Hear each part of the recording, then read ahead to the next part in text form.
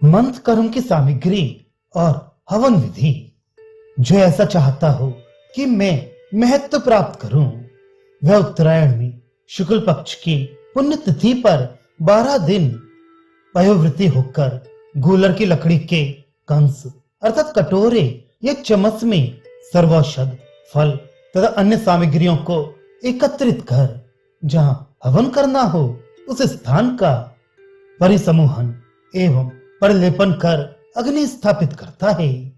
परिसमूहन अर्थात कुशों से बोहारना और परिलेपन गोबर और जल से वेदी को लीपना और फिर अग्नि के चारों ओर कुशा बिछाकर गृह सूत्रोक्त विधि से घृत का संस्कार कर जिसका नाम पुरलिंग हो उस हस्तादि नक्षत्र में मंत्र को अपने और अग्नि के बीच में रखकर हवन करता है। यावंतो इत्यादि प्रथम मंत्र का अर्थ। हे जात वेदा, तेरे वशवर्ती जितने देवता वक्रमती होकर पुरुष की कामनाओं का प्रतिबंध करते हैं, उनके उद्देश्य से ये आज्य भाग मैं तुझ में हवन करता हूं। वे तृप्त होकर मुझे समस्त कामनाओं से तृप्त करें। स्वाहा। या तिरश्ची इत्यादि द्वितीय मंत्र का अर्थ। मैं सबकी मृत्यु को धारण करने वाला हूं, ऐसा समझकर जो कुटिलमती देवता तेरा आश्रय करके रहता है, सर्व साधनों की पूर्ति करने वाले उस देवता के लिए मैं घृत की धारा से यजन करता हूं। स्वाहा। वह जो कामना करे अर्थात वह जो वित्तार्थी और कर्म का अधिकारी कामना करे। क्या कामना करे? महत्व प्राप्त करूं अर्थात महान हो जाऊं, ऐसी कामना करे। अब जिसका विधान करना अभीष्ट है उस मंत्र कर्म का काल बतलाया जाता है। आदित्य के उदगयन उत्तरायण में होने पर उस उत्तरायण में सर्वत्र प्राप्ति होती है। इसलिए कहते हैं आपूर्यमाण पक्ष से शुक्ल पक्ष की उसमें भी सर्वत्र प्राप्ति होने पर कहते हैं पुण्या है।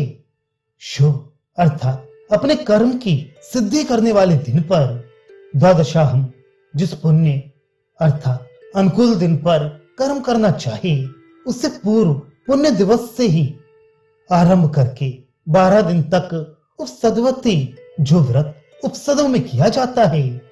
ज्योतिष्टोम याग में उपसद नाम की इष्टियां प्रसिद्ध हैं। उनमें स्तनों के उपचय और अपचय के द्वारा दुग्ध का आहार किया जाता है, वह उपस्व्रत कहलाता है। किंतु यहाँ उस कर्म का उपसंहार संग्रह नहीं किया गया है, इसलिए केवल इति कर्तव्यता से रहित पयोभक्षण मात्र ही ग्रहण किया जाता है। शंका।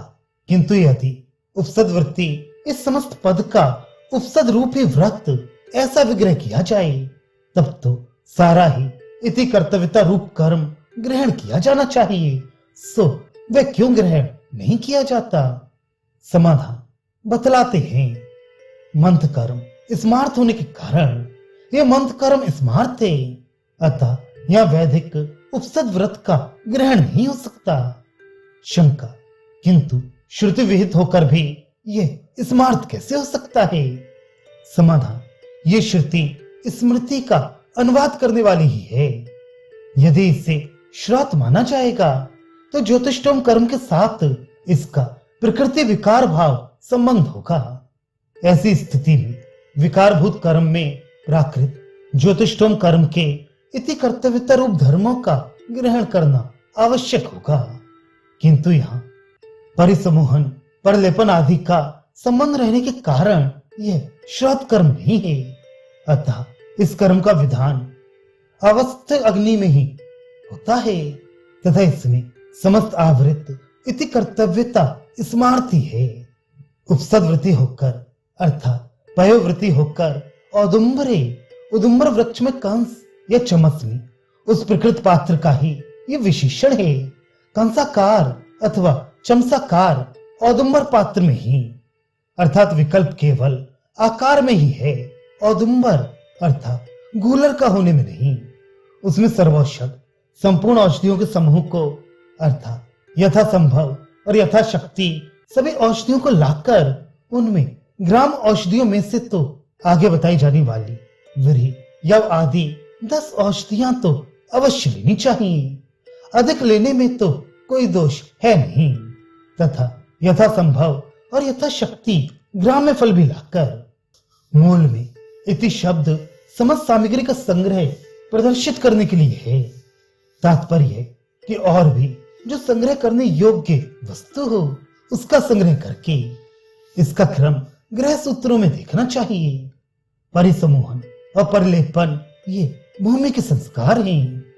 अग्निम उपसमाधाय, अग्नि का उपसमाधान स्थापन कर इस वचन से ज्ञात होता है कि ग्रह अग्नि में होम करे, क्योंकि यह अग्निम ऐसा एक वचन है और उपसमाधान शुद्ध है। विद्यमान अग्नि का ही उपसमाधान होता है। दर्भों को बिछाकर आवृता विधि से ये कर्म स्मार्त है, इसलिए यहाँ स्थाली पाकरूप विधि गृहीत होती है। उससे घी का संस्कार कर पूसा नक्षत्रेण, पुरलिंग नाम वाले नक्षत्र में जो पुण्य तिथि से युक्त हो मंत्र को, संपूर्ण औषधियों के पिष्ट पिंड को उस औदुंबर चम्मच में दही, मधु और घृत में डालकर एक मथानी से मथ कर फिर अपने और अग्नि के मध्य में स्थापित करी। फिर गूलर के सुवास से यावंतो देवा इत्यादि मंत्रों से अवाप स्थान में गृह से हवन करे।